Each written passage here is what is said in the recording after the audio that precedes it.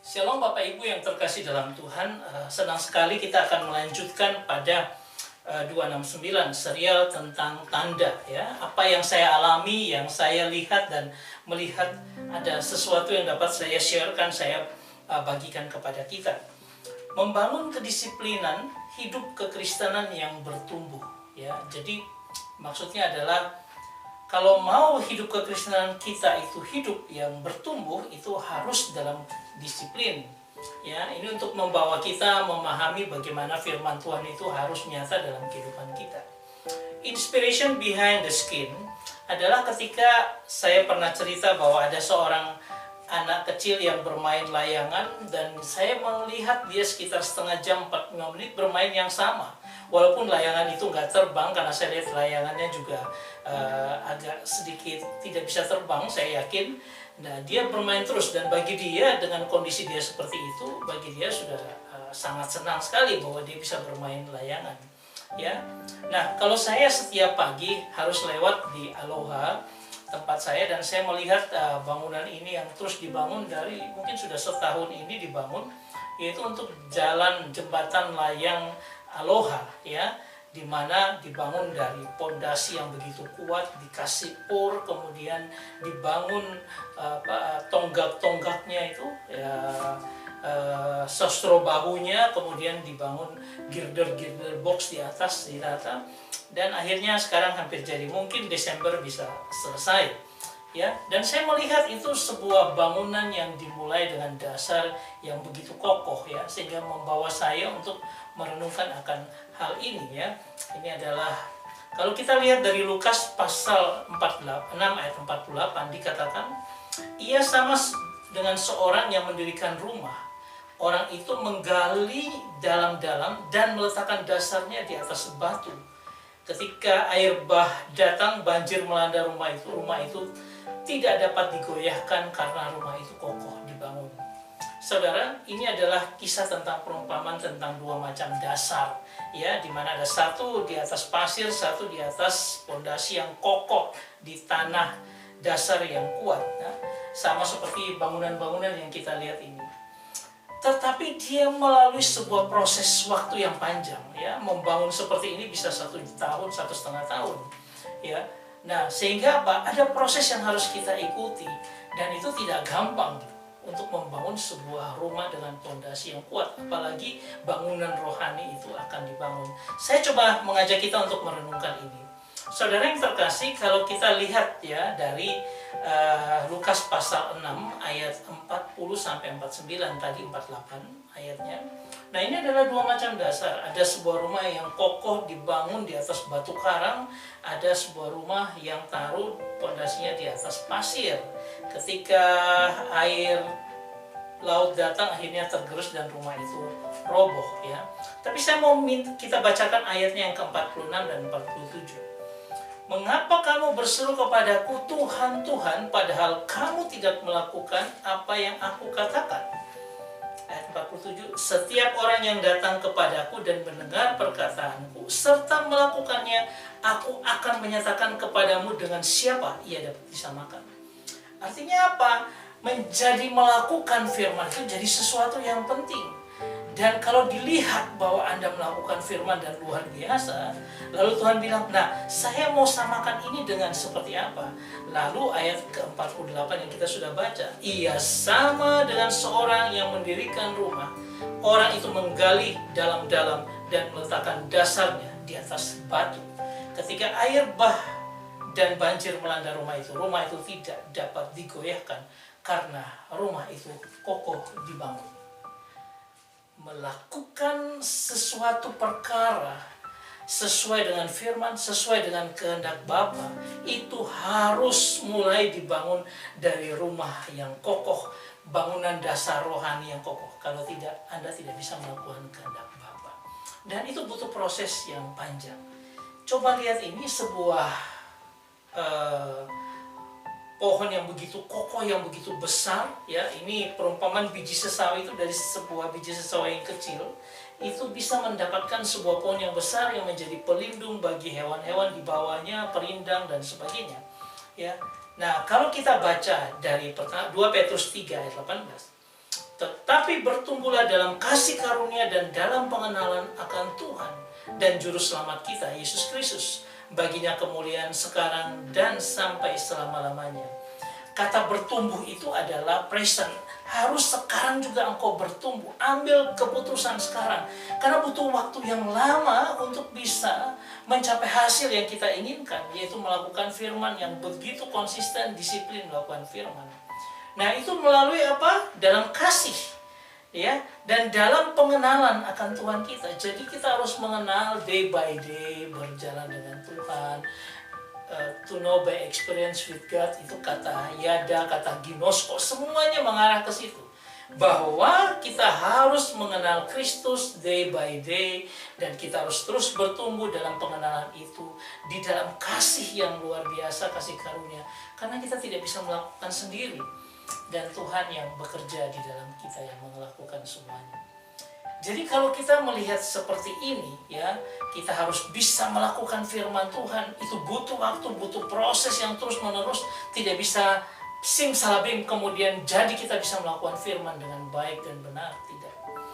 Harus dibangun dari dasar yang kokoh. Lalu itu dipertumbuhkan di dalam kasih karunia melalui apa? Pemahaman kita yang terus menerus berjalan dengan Tuhan. Ini semua menjadi satu bagian. Nah, saya tunjukkan. Saya gambarkan seperti ini. Kalau ini adalah dasar yang harus kita buat, ya, yaitu bahwa kita milih pondasi yang di atas pasir atau pondasi yang di atas tanah yang kokoh, yang kuat, tanah dasar. Nah, kalau tanah dasar berarti Anda di dalam Kristus, yang satunya tidak ada dasar apapun. Nah, kalau kita bangun kita di dalam Kristus, lalu kita bisa melihat Efesus pasal 4 ayat 13, sampai kita semua telah mencapai kesatuan iman dan pengetahuan yang benar tentang anak Allah, kedewasaan penuh dan tingkat pertumbuhan yang sesuai dengan kepenuhan Kristus. Saya ulangi apa yang terjadi, ya. Nah, kalau kita bisa melakukan itu, maka apa? Ada 3 pilar utama bertumbuh dalam firman, melakukan kehendak Bapa, kemudian mengenal dalam keintiman, sampai pada level tertentu sesuai dengan kepenuhan Kristus, ya. Jadi kita harus terus dalam iman, kita mencapai kesatuan iman, pengetahuan, pengenalan, berjalan bersama dengan Tuhan, ya, sampai tingkat pertumbuhan yang luar biasa melalui 3 hal ini. Kita harus bertumbuh dalam firman, belajar firman terus menerus. Habis itu kita harus melakukannya, ya.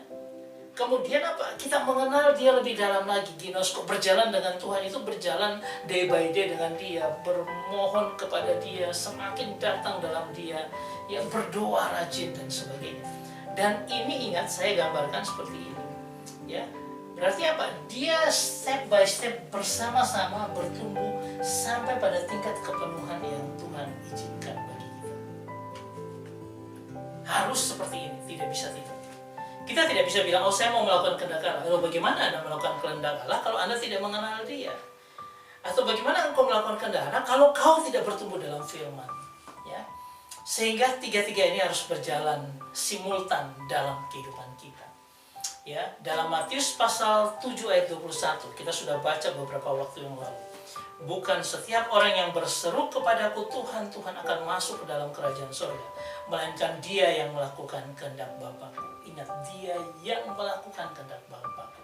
Dan dikatakan, pada hari yang terakhir banyak orang akan berseru kepadaku, Tuhan, Tuhan, bukankah kami yang berbuat demi namamu dan mengusir setan demi namamu dan mengadakan banyak mujizat demi namamu.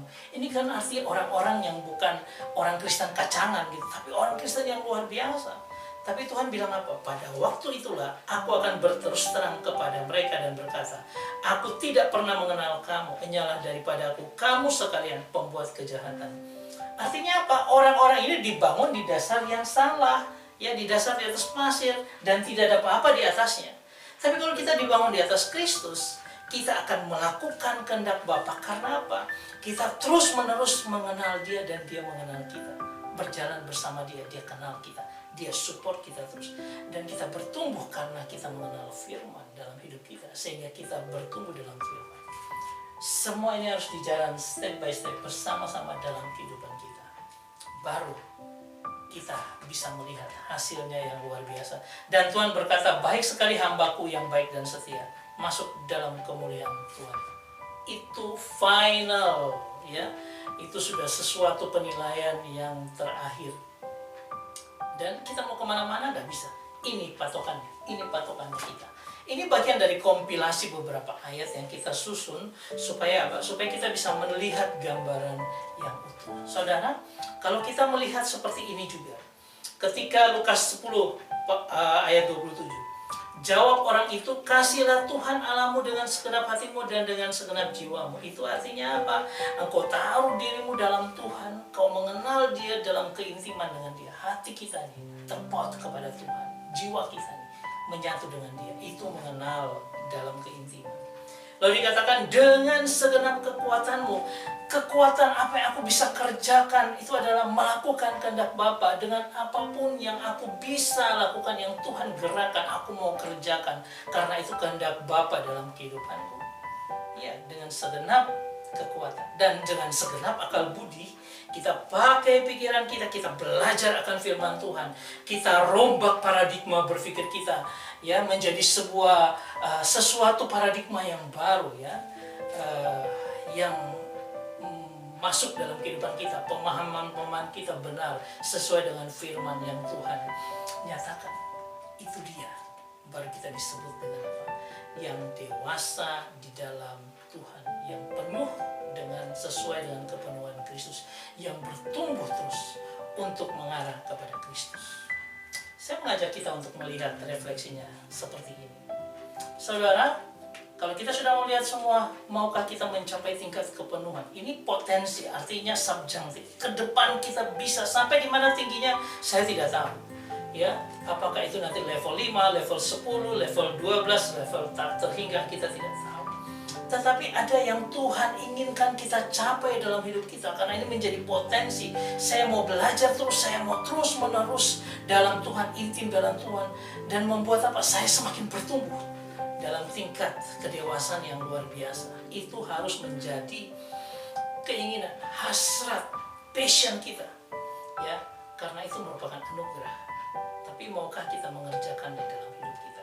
Itu pertanyaan yang pertama. Pertanyaan yang kedua, maukah kita menyerahkan diri kita sepenuhnya, dipimpin oleh Kristus? Dalam hal apa?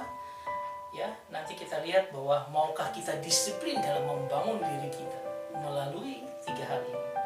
Bertumbuh dalam firman Tuhan senantiasa, kemudian hidup makin mengenal dan intim dengan Tuhan kita Yesus Kristus, kemudian melakukan firman Tuhan itu, kehendak Bapa dalam kehidupan kita sehari-hari. Disinilah kita menyatu dengan Tuhan. Dan Tuhan bilang, tinggal dalam aku tinggal dalam kamu. Hidup kita mengarah kepada tujuan yang jelas, yaitu apa? Kita mengarah kepada kepenuhan yang bertumbuh sesuai dengan anugerah Tuhan yang Tuhan nyatakan dalam kehidupan kita. Saya berharap ini menjadi berkat bagi kita. Karena apa? Supaya saat-saat ini kebetulan kita punya kehidupan yang mungkin dalam pergumulan, ayo kuatkan, dan kita terus pengen mencapai potensi yang maksimal, yaitu apa? Semakin indah di hadapan Tuhan. Kita masuk dalam kepenuhan, kedewasaan yang penuh sesuai dengan kepenuhan Kristus yang dianugerahkan dalam kehidupan kita. Tuhan Yesus memberkati kita semua. Amin.